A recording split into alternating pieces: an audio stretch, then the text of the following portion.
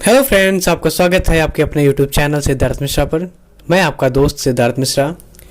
तो फ्रेंड्स, सबसे पहले मैं आपको तहे दिल से शुक्रिया कहना चाहता हूं कि जो रिस्पांस आपने दिया है लास्ट वीडियो पे, जिसका टॉपिक था कि 35 important questions for chemistry practical viva. तो भाई तब लाजवाब आपका रिस्पांस रहा, इसलिए मैं ये वाली वीडियो बना रहा हूँ कि इसमें आपको मैं 20 से ज़्यादा ही बताऊँगा। फिलहाल इसका टॉपिक है कि 20 इंपॉर्टेंट फिजिक्स वाइवा क्वेश्चंस। तो ये रहे आपके 20 इंपॉर्टेंट क्वेश्चन जो प्रैक्टिकल वाइवा में आमतौर पर पूछे जाते हैं। इससे हटके कहीं नहीं पूछ सकता, क्योंकि जितना भी है मैंने खोजबीन करके सभी रख दिया है इसमें। आप लोग देखिए, पढ़िए।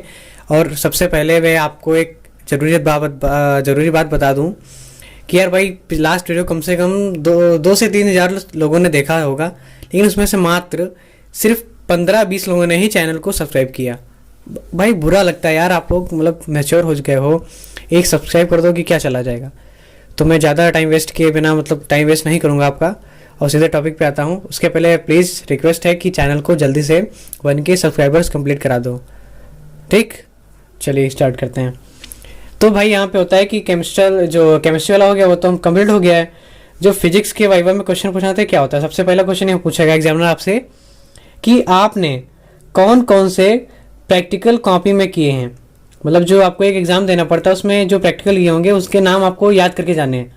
वो कुछ भी पूछ देगा, हो सके तो पूरी इंडेक्स जो है आपने तैयार की उसको याद कर लीजिएगा।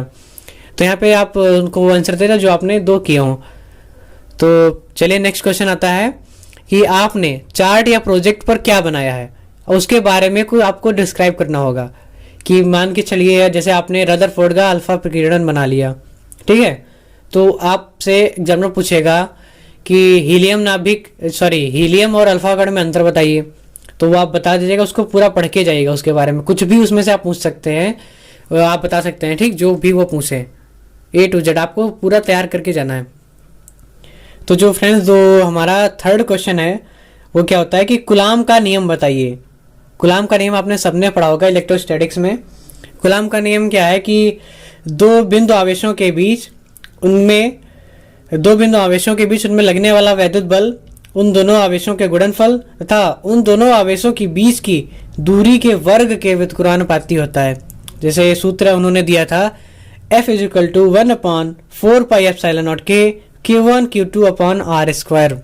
ये याद कर लीजिएगा। पूरी डेफिनेशन बाई चांस आप नहीं याद कर पा रहे हैं, नहीं बता पा रहे हैं, तो उसके लिए आपको ये जो है ये सूत्र आपको याद रखना है। ओके, ये सूत्र आप याद करके जाइएगा। अगला क्वेश्चन आता है क्वेश्चन नंबर 4। गॉस की प्रमेय क्या है, आप इसको समझाइए। गॉस की प्रमेय आपने पढ़ी होगी।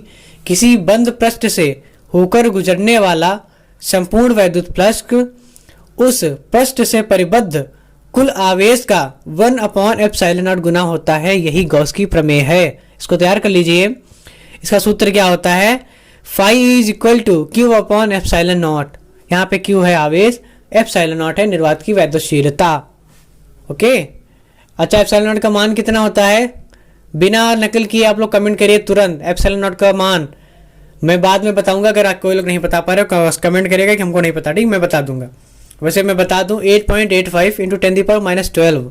ओके, कूलाम स्क्वायर प्रति न्यूटन × मीटर स्क्वायर इसका मात्रक होता है। ये जरूर याद करिएगा। देखो वाइवा में होता क्या, एक क्वेश्चन आपसे कर दिया गॉस की प्रमेय क्या है, अब आपने उसको पूरा बता दिया, फिर पूछेगा तुरंत, मतलब आप विद इन सेकंड आपसे क्वेश्चन करेगा कि निर्वात की वैद्युतशीलता क्या होती है, इसका मात्रक बताइए, इसकी विमा बताइए, इसका मान बताइए। इसी टाइप के क्वेश्चन आपसे पूछेगा। तो क्वेश्चन नंबर 5 क्या है हम लोगों का, वैद्युत विभव तथा विभवांतर में क्या अंतर है। अब आपको तो लग रहा होगा कि यार दोनों सेम है, वैद्युत विभव भी सेम, इसका यूनिट होता है, सेम मात्रक होता है, तो अंतर इसमें क्या है।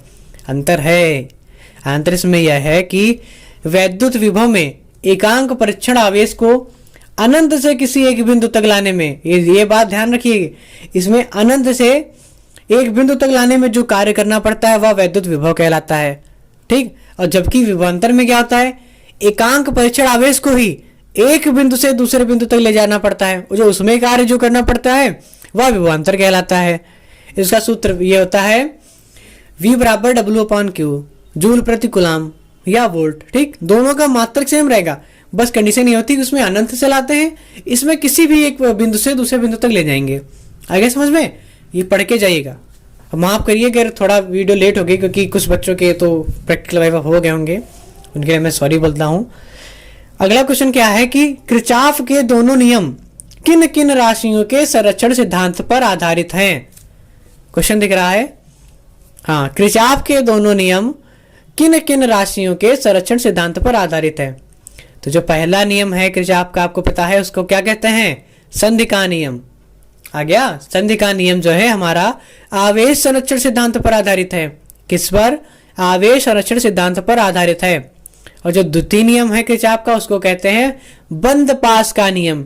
बंद पास का नियम जो है ऊर्जा संरक्षण सिद्धांत पर आधारित है।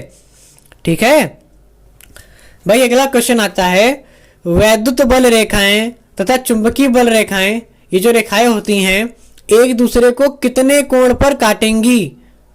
ये रेखाएं एक दूसरे को कितने कोण पर काटेंगी? तो भाई साहब, ये रेखाएं एक दूसरे को काटती ही नहीं है। आपको थोड़ा वो लग रहा होगा कि फिर मैंने क्वेश्चन क्यों दिया, क्योंकि जो एग्जामिनर आएगा, वैसे तो प्राइवेट जाते हैं, बट जब मैं पढ़ रहा था तो मेरे टाइम पर डबल पीएचडी जो था मेरा फिजिक्स का वाइवा जिसने लिया था, वो एग्जामिनर आया था, तो कुछ भी पूछा ऐसे ही पूछेगा कि आपको मतलब वो सोचेगा कि इसका देखिए कॉन्सेप्ट क्लियर है कि नहीं, कि इस वजह से रट के आ गया हो कि जो आपने प्रैक्टिकल बनाया उसको रट लिया, ये कर लिया वो कर लिया। ये नहीं होना चाहिए। तो ये रेखाएं एक दूसरे को नहीं करती हैं। मुझे क्यों नहीं काटेंगी?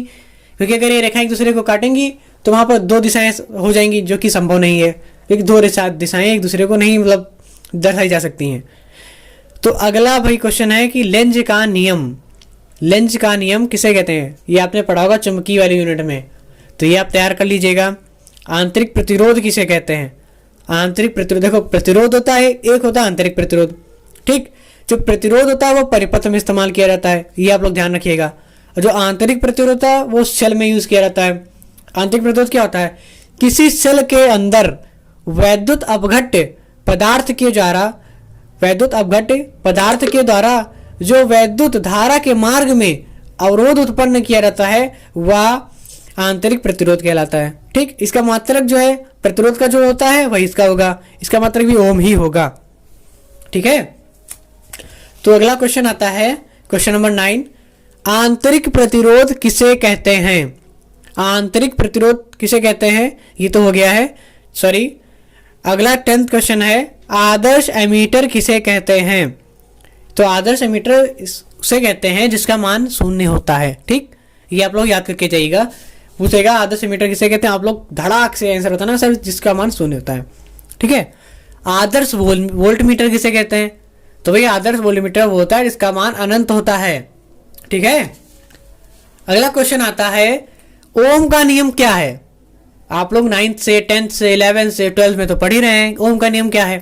तो आपको डेफिनेशन बतानी है कि किसी चालक की भौतिक अवस्था में परिवर्तन किए बिना उसके परिपथ में बहने वाली वैद्युत धारा और दोनों सिरों के मध्य लगने वाले विभवांतर एक दूसरे के अनुक्रमानुपाती होते हैं।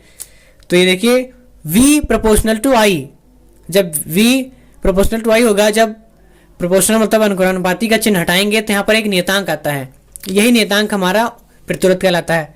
तो V equal to R into I हो जाएगा। जब R को बाहर ले लेंगे तो V अपॉन I, यही हमारा ओम का नियम है। ठीक है, यही मेरा ओम का नियम है, R is equal to V upon I।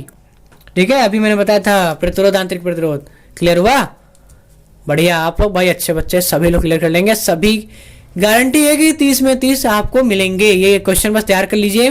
और रिक्वेस्ट है कि प्लीज चैनल को ज्यादा से ज्यादा शेयर करो और जो है इस वीडियो को भी लाइक करो, सब्सक्राइब करो पूरे चैनल को, और 1K सब्सक्राइबर भाई कंप्लीट करा दो, कैसे भी देखो संतुष्टि होनी चाहिए। तो क्वेश्चन नंबर 13 जो है, व्हीटस्टोन सेतु किस सिद्धांत पर आधारित होता है? व्हीटस्टोन सेतु किस सिद्धांत पर आधारित होता है? तो भाई या किसी परिपथ में अज्ञात प्रतिरोध ज्ञात करने के लिए इसका यूज करते हैं।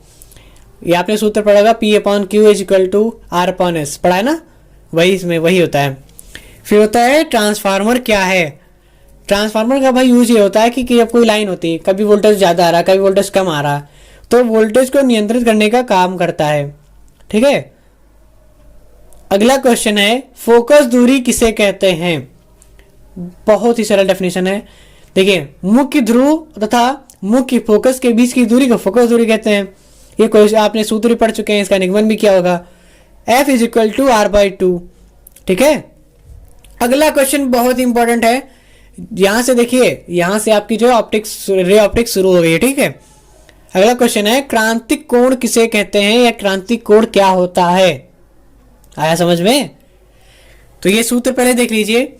N = 1/sin c, जहां पर n अपवर्तनांक है और जो c है वही क्रांतिक कोण है। इसकी डेफिनेशन क्या होती है कि सघन माध्यम में बना वह आपतन कोण, सघन माध्यम में बना वह आपतन कोण जिसके विरल माध्यम में बने अपवर्तन कोण का मान 90 अंश, मतलब 90 अंश होता है। ठीक है। तो यहां पे जो है n = 1/sin c। अगला क्वेश्चन है, प्रकाशिक तंतु किस सिद्धांत पर आधारित होता है? बहुत से बच्चे जो है प्रकाशिक तंतु ही बना के ले जाते हैं चार्ट पे, तो उनके लिए इंपॉर्टेंट क्वेश्चन है। प्रकाशिक तंतु पूर्ण आंतरिक परावर्तन की घटना पर आधारित होता है। अब पूर्ण आंतरिक परावर्तन क्या होता है? इसमें देखिए, किसी सघन माध्यम में जब आपतन कोण का मान विरल माध्यम में बने क्रांतिक कोण के मान से अधिक हो जाता है तो वहां पर जो प्रकाश की किरणें आती हैं वह पुनः उसी माध्यम में वापस लौट जाती हैं। यह जो परिघटना होती है यह कहलाती है पूर्ण आंतरिक परावर्तन। ओके, इसी सिद्धांत पर हमारा प्रकाशिक तंतु कार्य करता है। अगले क्वेश्चन जो है इनको आप तैयार कर लीजिएगा, वरना वीडियो लंबी हो जाएगी, आप लोग देखेंगे नहीं। मैं जानता हूँ, क्योंकि एवरेज ड्यूरेशन देखा जाए तो वीडियो कम से कम 2 से 3 मिनट देखी रहती है। ठीक है। तो ज़्यादा बोरिंग होने से फायदा क्या है, आपके डेफिनेशन तो लिखी होंगी। विकिरण क्या होता है? इसमें 2 किरणें जो होती हैं समान आवृत्ति की होती हैं, एक साथ एक ही दिशा में चलती हैं। कुछ समय बाद उनके अध्यारोपण से जो है उनके परिणामी तरंग की तीव्रता तथा दोनों तरंग की तीव्रताओं का योग भिन्न भिन्न होता है। ठीक है, यही होता है। तो प्रकाश का विवर्तन क्या होता है? प्रकाश के विवर्तन में होता है कि जब प्रकाश किरण किसी अवरोध या छिद्र के किनारे से टकराती है तो वह मुड़ जाती है आंशिक रूप से। ठीक है, तो ये होता है प्रकाश का विवर्तन। और अगला है, डायोड किसे कहते हैं? बहुत इंपॉर्टेंट क्वेश्चन है, डायोड किसे कहते हैं? तो डायोड का जो कार्य होता है वह एसी को डीसी में कन्वर्ट करने का होता है। ठीक है, डायोड का क्या कार्य है? एसी को डीसी में कन्वर्ट करता है। अगला क्वेश्चन है भाई, बहुत ही इंपॉर्टेंट क्वेश्चन है, क्वेश्चन नंबर 22। क्या आपने सिद्धार्थ मिश्रा यूट्यूब चैनल को सब्सक्राइब किया है? किया है कि नहीं किया है? मुझे पता है आप लोग कर देंगे, नहीं किया होगा तो फिर भी आप लोग कर दीजिएगा। तो इसका तो क्वेश्चन आप आंसर देंगे, हाँ सर बिल्कुल किया है, क्यों नहीं करेंगे, बहुत अच्छी वीडियोस प्रोवाइड करते हैं। ओके, तो आप लोग प्लीज़ सब्सक्राइब कर दीजिए, रिक्वेस्ट है मेरी। और आपको किस टॉपिक पे वीडियो चाहिए? लास्ट टॉपिक तो बहुत अच्छा हिट करा दिया आप लोगों ने, काफ़ी कमेंट भी आई हैं बच्चों की, तो इसीलिए मैं ये वाली वीडियो लेके आया हूँ। तो thanks for watching, please subscribe our YouTube channel. Okay, धन्यवाद, बाय बाय।